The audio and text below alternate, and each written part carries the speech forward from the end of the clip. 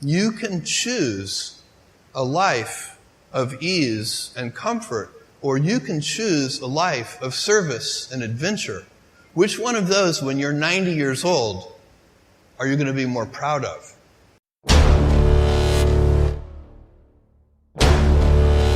Important, isn't it? That's really good. A guy like you. No matter how good we are, we can still be better. You can always be better. Customers have a divine discontent, and they teach you if you listen to customers. So we watch for that, and we see patterns, and we can find places where it's not working, something's going wrong, and that's really how I get the feedback, is from customer input. And often, in all caps, angry, you ruined my child's birthday because the gift didn't show up on time.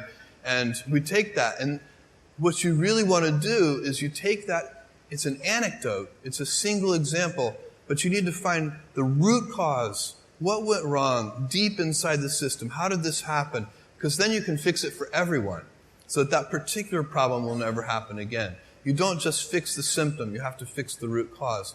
And that's been the secret to our operational success for 20 years. Important, isn't it? That's really good. A guy like you. There are a lot of things that are a waste of time. When you think about your life, I think I often tell people that I work with, if you can get, because people have very high standards for how they want their work life to be. And I said, look, if you can get your work life to be where you enjoy half of it, that is amazing. Because very few people ever achieve that. Because the truth is, everything comes with overhead. That's reality. Everything comes with pieces that you don't like. You could be a Supreme Court justice, and there's still going to be pieces of your job you don't like. You can be a university professor, and it's still going to be, you have to go to committee meetings, and you have to do every job comes with pieces you don't like. And we need to say, that's part of it. And not resent those pieces, or try not to, but also try to minimize them. I tell senior executives, you should have the least stress. There's this weird, I think, false idea that CEOs, I'm a CEO, there's this false idea that CEOs are under the most stress. Well, I look at that, I'm like, why? You're in charge. Why don't you delegate the stress? It's your choice.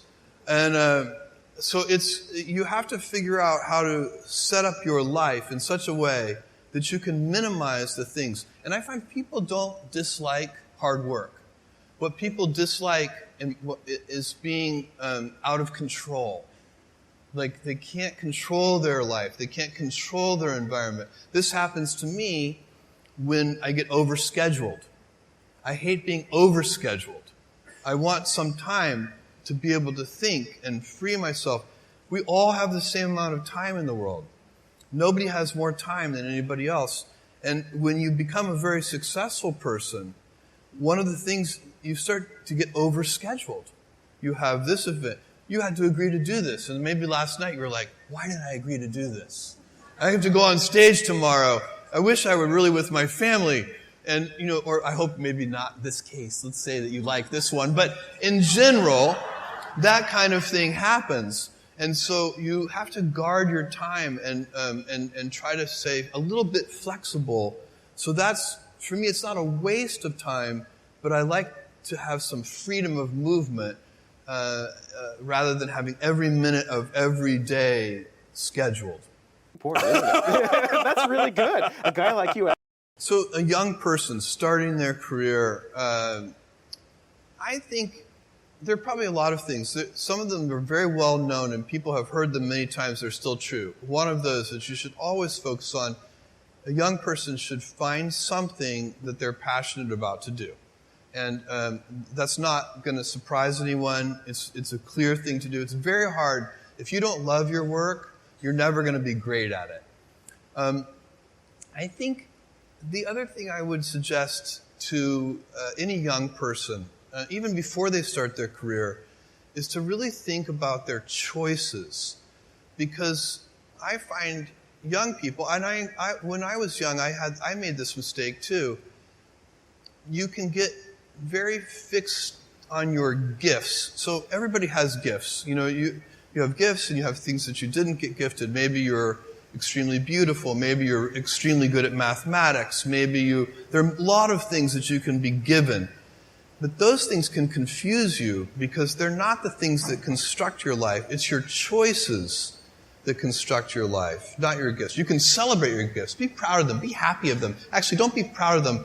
Be celebratory of them. But you can't be proud because they're gifts. They were given to you. You didn't earn them. You can only be proud of the things you earn. And so, as I got older, I started to realize I wasn't proud of my gifts. I was always good at school. School was always easy for me. And I was always proud that I was a great student. I got A's in all my classes. I was good at math, all of that. And I thought that's who I was. But it's not true. Those are the things that are gifts. What was hard for me is deciding to work hard, deciding to use my gifts in certain ways, to challenge myself, to do things that I didn't think I could do, to put myself in uncomfortable situations. I would say to a young person, you can choose a life of ease and comfort, or you can choose a life of service and adventure. Which one of those, when you're 90 years old, are you going to be more proud of? Important, isn't it? That's really good. A guy like you. We only have a few principles at Amazon, kind of core values that we go back to over and over again. And if you looked at each of the things that we do, you would see those run straight through everything. So the first one, and by far the most important one, is customer obsession. And we talk about it as customer obsession as opposed to competitor obsession. And I have seen over and over again companies talk about that they're customer focused, but really when I pay close attention to them, I believe they are competitor focused. And that's just a completely different mentality. By the way, competitor focus can work, but I don't think it works in the long run as well as customer focused. For one thing, once you're the leader, if your whole culture is competitor obsessed, it's kind of hard to stay energized and motivated if you're out in front. Whereas customers are always unsatisfied. They're always discontent. They always want more. And so no matter how far you get out there in front of your competitors, you're still behind your customers. So they're always pulling you along.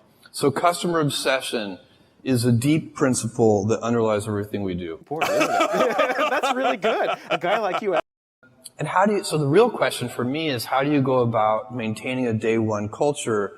It's great to have the scale of Amazon. We have financial resources. We have lots of brilliant people. We can accomplish great things. We have global scope. We have operations all over the world. But the downside of that is that you can lose your nimbleness. You can lose your entrepreneurial spirit. You can lose that kind of heart that small companies often have. And so if you could have the best of both worlds, if you can have that entrepreneurial spirit and heart while at the same time having all the advantages that come with scale and scope, think of the things that you could do. And so the question is, how do you achieve that? The scale is good because it makes you robust. A big boxer can take a punch to the head. The question is, you also want to dodge those punches. So you'd like to be nimble. You want to be big and nimble. And I find that there are a lot of things that are protective of the day one mentality. I already spent some time on one of them, which is customer obsession. I think that's the most important thing. If you can, and it gets harder as you get bigger. When you're a little tiny company, say you're a 10-person startup company, every single person in the company is focused on the customer. When you get to be a bigger company, you've got middle managers and you've got all these layers, and those people aren't on the front lines. They're not interacting with customers every day. They're insulated from customers, and they start to manage not the customer happiness directly, but they start to manage through proxies like metrics and processes, and some of those things can become bureaucratic. So it's very challenging. But one of the things that happens is that decision-making velocity slows down.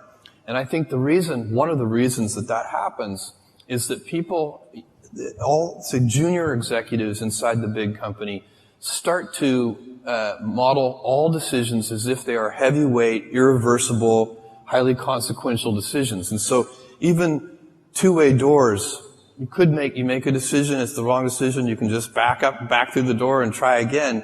Even those reversible decisions start to be made with heavyweight processes. And so you can teach people that these pitfalls and traps, and then teach them to avoid those traps. And that's what we're trying to do at Amazon, so that we can maintain our inventiveness and our heart and our kind of small company spirit, even as we have the scale and scope of a larger company. That's really good. A guy like you.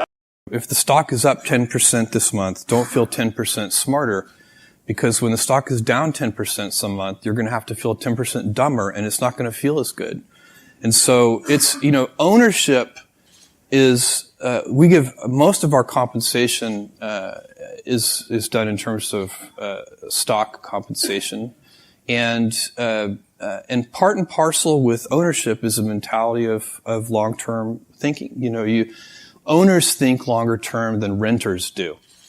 So I have a friend who rented his house to some tenants, and instead of getting a Christmas tree stand at Christmas, they just nailed the Christmas tree into the hardwood floors of the house. No owner would ever do that. And, but sometimes that's a bad tenant. They're good tenants, but that's a bad tenant. And it's because, this is the same old thing about, nobody ever washed a rental car. And, you take better care of the things that you own. But one of the responsibilities of ownership, and definitely deep inside the Amazon culture, is to think about the fundamentals of the business and not the daily fluctuations in the stock price. There's no information in it. Important, isn't it? That's really good. A guy like you. What are you really focusing on? So, I'm focusing on those things that I think make Amazon unusual. Genuine customer obsession. So like every single thing you just mentioned, when our senior executives sit down and review those programs, they're looking for customer obsession. How is it? Second one that we're focused on is invention. We don't like to do Me Too offerings. We'll be inspired by something we see in the world. We're not hermetically sealed, but we want to put our own twist on it. We want to try to do something better for customers that's pioneering. So where is the invention? Why is this going to be better for customers than whatever is serving that need in the world today? And then a willingness to think long term. So I'm very focused on those things, and also the operational excellence, reducing defects at their root. Those are the things. That's the culture of Amazon. It's the habits that we have. Those are the things I'm focused on. And those are the things that all of our senior people are focused on.